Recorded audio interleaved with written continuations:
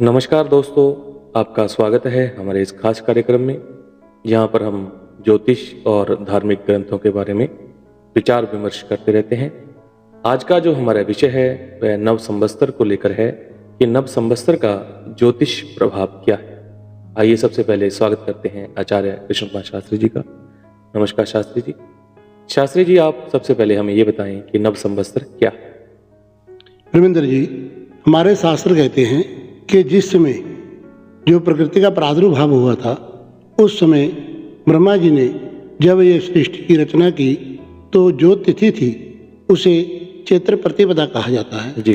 अर्थात चैत्र प्रतिपदा के दिन हमारा जो नव वर्ष है वह प्रारंभ होता है जी। कुछ आचार्यों का मत है कि भगवान का जो राज्याभिषेक हुआ था वह चैत्र प्रतिपदा के दिन हुआ था जी। और इसीलिए जो चैत्र प्रतिपदा है इसे हम संवत्सर प्रारंभ करते हैं। इसमें जो विक्रमी संवत है वह आता है। वैसे हमारे शास्त्रों के अनुसार 60 नाम है विक्रमी संवत के और प्रत्येक वर्ष में एक जो संवत्सर है वह ग्रहण किया जाता है, जिसका प्रभाव जो ग्रह स्थिति है जब वर्ष प्रवेश होता है वह पूरा वर्ष हमारे अच्छे या बुरे के लिए दर्शनीय होती है। शास्त्री जी, आपने विक्रमी संवत के बारे में बात की है, तो आप हमारे दर्शकों को बताएं कि इस वर्ष कौन सा विक्रमी संवत प्रवेश कर रहा है। हाँ रविंद्र जी, क्योंकि प्रत्येक वर्ष का एक नाम होता है जी। जो इस वर्ष 2082 प्रारंभ होगा, जो इसका नाम है वह सिद्धार्थी नाम से ये जाना जाएगा। जी। जब भी हम कोई पूजा पाठ करते हैं, कोई जप दान करते हैं, कहीं पर भी संकल्प बोलते हैं तो उसमें हम संवत्सर का नाम लेते हैं। जी। यह जो संवत्सर है जो चैत्र प्रतिपदा से प्रारंभ होगा, जी। यह संवत्सर सिद्धार्थी नाम से जाना जाएगा। जैसा कि इसका नाम है सिद्धार्थी, अर्थात प्रत्येक कार्य को सिद्ध करने की इच्छा रखने वाला। अर्थात यदि हम कोई कार्य करते हैं, कोई संकल्प करते हैं जी। तो यह जो संवत्सर है यह उसे सिद्ध करने में हमारे साथ रहेगा। अर्थात इस वर्ष जितने भी संकल्प किए जाएंगे उनमें जो कार्य की सिद्धि है वो अधिक मानी जाएगी, इसीलिए इसका नाम सिद्धार्थी संवत्सर कहा गया है। शास्त्री जी, जैसे हर वर्ष जो नव संवत्सर शुरू होता है तो उनके राजा और मंत्री के बारे में विशेष चर्चा की जाती है, तो इस बार जो नव संवत्सर आया है तो इसका राजा और मंत्री कौन है, ये भी आप हमारे दर्शकों को बताएं। हाँ रविंद्र जी, क्योंकि जब नववर्ष प्रारंभ होता है तो जो 10 अधिकार हैं जी। वह अलग अलग ग्रहों को प्रदान किए जाते हैं जी। और कई अधिकार ऐसे हैं कि एक के पास एक से अधिक आ जाते हैं। जी। इस वर्ष जो राजा है, क्योंकि चैत्र प्रतिपदा जिस दिन आरंभ होती है वही उसका राजा कहा गया है। जी। अब जो पहला नवरात्र है जो चैत्र की प्रतिपदा है वह रविवार के दिन होने के कारण जो इस वर्ष सूर्य को राजा स्वीकार किया गया है। जी। और एक विशाख की संक्रांति में जब सूर्य मेष राशि में प्रवेश करता है वही बार हमारा मंत्री कहा गया है। जी। और यही जो एक विशाख है वह रविवार के दिन होने के कारण जो मंत्री पद है वह भी सूर्य के पास ही है। जी। इसलिए इस बार राजा और मंत्री सूर्य कहे गए हैं जो हमारे भारतवर्ष के लिए लाभकारी हैं। यद्यपि जो सूर्य मंत्री पद है सूर्य का, यह प्रधानमंत्री पर अधिक होता है। जी। और इसलिए जो राजा और प्रजा का संबंध है उसमें जो राजा का बल है वह अधिक रहेगा। नए नए जो नियम हैं वह बनेंगे, प्रजा के सुधार के लिए अच्छा प्रयास होगा। जो आर्थिक व्यवस्था है वह उन्नति की ओर जाएगी और हमारी जो डीजीपी है वह भी अच्छी उन्नति को प्राप्त होगी और जो हमारा ग्राफ है वह उन्नति की ओर जाएगा। क्योंकि जो अभिमान, जो आत्मबल प्रधानमंत्री में होगा, जो सूर्य के कारण अधिक प्रभावित रहेंगे, इसलिए जो हमारी भारत की स्थिति है, भारत के लोगों की स्थिति है वह सुधार की ओर ज़्यादा जाएगी। शास्त्री जी, आपका कहने का तात्पर्य है कि हमारी जो राजनीतिक है उसमें काफ़ी उथल पुथल देखने को मिल सकता है, तो आप हमें ये भी बताएं कि जो ये नव वर्ष है वह किन राशियों के लिए शुभ कहा गया। हाँ परमिंदर जी, क्योंकि प्रत्येक वर्ष का जो प्रवेश काल है, जी जिसे हम संवत्सर प्रवेश कुंडली कहते हैं, जी उसका जो प्रभाव है वह सभी राशियों पर देखने को मिलता है। जी इस समय जब नए संवत में लग्न हम जानते हैं प्रवेश करता है नया संवत्सर, उस समय जो लग्न है उसके अनुसार जो खटग्रही योग है वह मीन राशि में पड़ रहा है, जी जिसका प्रभाव प्रत्येक राशि पर अच्छा या बुरा पड़ने वाला है। जी उसमें कुछ राशियां ऐसी हैं जिनको अच्छा लाभ देगा जी। और कुछ के लिए यह सामान्य होगा और कुछ को नुकसान देने वाला है। पहले हम बात करते हैं जिन राशियों के लिए यह अच्छा फल देने वाला है, जी और उनमें सबसे पहले आती है मिथुन राशि। मिथुन राशि के लिए यह मान सम्मान की वृद्धि करेगा, जी धन लाभ देगा और नए नए कार्य में प्रवृत्ति करेगा। दूसरी राशि आती है कन्या राशि। जी कन्या राशि में यह रुके हुए जो कार्य हैं वह संपन्न होंगे और जो राजनीति की तरफ से आपको अच्छा सहयोग मिलेगा और साथ में जो धन लाभ है वह भी उत्तम होगा और आपके जो मित्र वर्ग है उसका भी साथ आपको भरपूर मात्रा में मिलेगा। और जो तीसरी राशि आती है मकर राशि। मकर राशि के लिए भी ये धन धान्य और मान को देने वाला है जी। और जो मित्र है उनकी वृद्धि होगी, संपत्ति का लाभ होगा और साथ में जो शत्रु हैं वह पराजित रहेंगे जी और चौथी राशि आती है कुंभ राशि।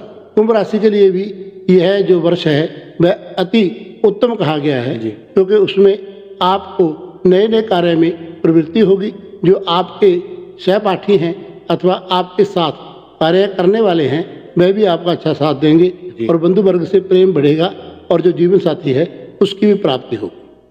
शास्त्री जी, आपने शुभ राशियों के बारे में तो बता दिया, तो जिन राशियों को इस नववर्ष में सावधानियां बरतनी है उनके बारे में भी जरूर बताएं।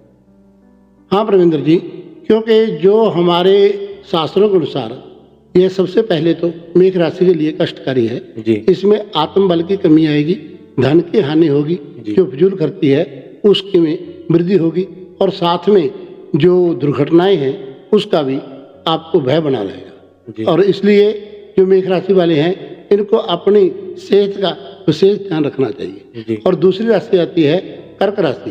कर्क राशि के लिए भी यह जो नया संवत्सर है 2082 जी। यह इतना अच्छा नहीं कहा गया, क्योंकि अपने जनों का विरोध का सामना करना पड़ेगा और जो संपत्ति का विवाद है वह भी उपस्थित होगा और साथ में जो खर्च है उसमें वृद्धि होगी, रोग और शत्रु प्रबल रहेंगे। और जो तीसरी राशि आती है वह आती है सिंह राशि। जी सिंह राशि के 8वें भाव में होने के कारण यह अकस्मात धन हानि दे सकता है और अकस्मात दुर्घटनाएं दे सकता है। जी। एक तो जो वाहन है वह ध्यान से चलाएं और यदि असल तो जो वाहन है उसका प्रयोग कम करें। यदि चलाना भी पड़ जाए तो आप बड़े ध्यान से और सहज मते से चलाएं। और तीसरा आता है इसमें कि आप जो नया कार्य करना है उसे सोच विचार कर करें। दो जो व्यक्ति हैं उनका परामर्श जी। लें और उसके बाद ही आप नया कार्य कर सकते हैं, क्योंकि आपको धन हानि के योग है। और जो चौथी राशि आती है वह आती है वृश्चिक राशि, जी। जिसमें संपत्ति विवाद आता है। इसलिए सबसे पहले आप अपने भाई के साथ मित्रता बनाए रखें, विरोध ना करें, अपने क्रोध पर अंकुश लगाएं, जिसके कारण जो संपत्ति विवाद है वह उपस्थित ना हो। और साथ में आपके जो शत्रु हैं वह प्रबल रहेंगे, किसी की बातों में ना आए। अनाचेत किसी को जो धन है वह उधार ना दें, ना किसी से उधार ले, जी। क्योंकि यदि आपने किसी को धन उधार दे दिया अथवा किसी से उधार ले लिया वह वापस नहीं होगा। इसलिए यह जो वर्ष है आप देन लेन से थोड़ा संकोच करें। शास्त्री जी, आपने जो हमें राशियों के बारे में बताया है कि उनको सावधानियां बरतनी पड़ेंगी, तो आप उन राशियों के उपाय भी हमें जरूर बताएं। हाँ प्रविंदर जी, क्योंकि इसमें क्या है कि जब हमारा समय अनुकूल होता है तब हम किसी भी बात की जो प्रवाह है वह नहीं करते, जी क्योंकि जो समय अनुकूल है तो जो भगवान है उसकी सत्ता को भी अस्वीकार कर देते हैं।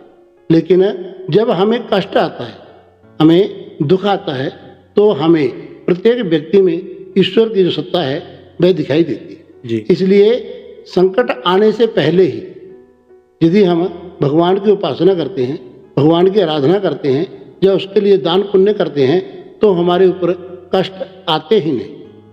दुख में सिमरन सब करें, सुख में करे न कोई, जो सुख में सिमरन करे दुख काहे को होए। जी और जिन राशियों के लिए यह कष्टकारी है उन्हें उसके अनुसार अर्थात माता दुर्गा की उपासना अथवा जो सूर्य देव है इसकी आराधना, सुबह प्रातःकाल सूर्य को अर्घ्य दान करना, या फिर जैसे मंगल है राशि का स्वामी, उसे बलवान बनाने के लिए आप जप दान और जो अपना रत्न है उसे धारण कर सकते हैं। चंद्रमा के लिए आप श्वेत वस्तु का दान कर सकते हैं, और जो सिंह राशि है उसके लिए आप गाय को चारा अथवा जो रविवार के दिन आप गौशाला में जाकर के सेवा कर सकते हैं। वृश्चिक राशि के लिए आप मंगल का जप एवं दान करें तो आने वाला वर्ष आपके लिए लाभकारी सिद्ध होगा।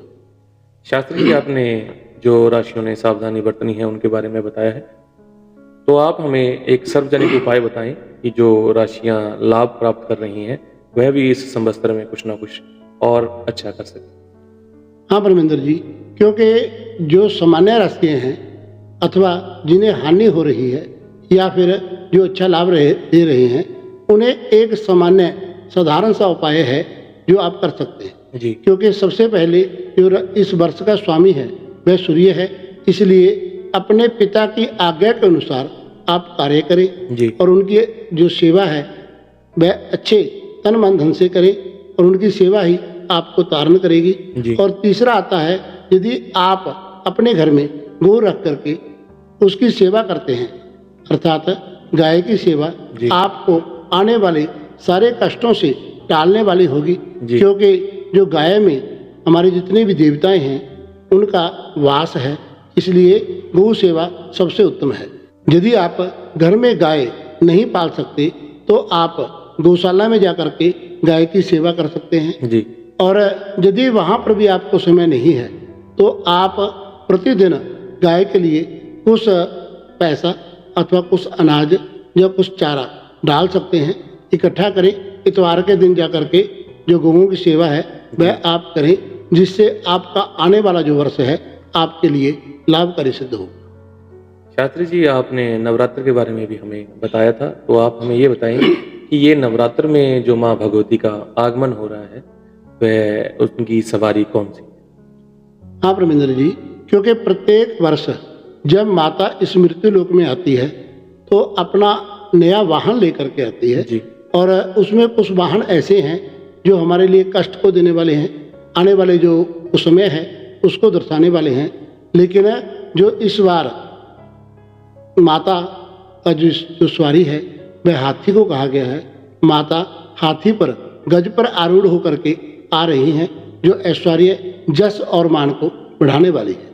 इस बार के जो नवरात्र हैं, यदि आप उसमें माता की आराधना करते हैं जी। माता की पूजा करते हैं अथवा माता के नाम का स्मरण करते हैं तो जो पूरा वर्ष है वह आपके ऐश्वर्य को बढ़ाने वाला जी। दूसरी बात आती है कि जब माता यहाँ से विसर्जित होंगी अर्थात नवमी के दिन जब माता नवरात्रों को पूजा के बाद अपने जो आश्रम है, अपना जो धाम है उसमें जाएंगी, तो उस समय भी जो माता की सवारी है वह गज की होने के कारण यह द्वारा नवरात्र तक अर्थात 6 महीने चैत्र महीने तक माता की जो ऐश्वर्य है, जस है, वह आपके ऊपर बना रहेगा। आपके जस और मान में वृद्धि होगी, लेकिन आपने जो माता की आराधना है वह अवश्य करनी। शास्त्री जी, आपका बहुत बहुत धन्यवाद। दोस्तों, आज हमने जाना कि नव संवत्सर क्या है अथवा नव संवत्सर का किन किन राशियों के ऊपर क्या क्या प्रभाव देखने को मिले। शास्त्री जी ने जो उपाय बताए हैं आप उन्हें करें और अपने जीवन को आनंदमय बनाएं।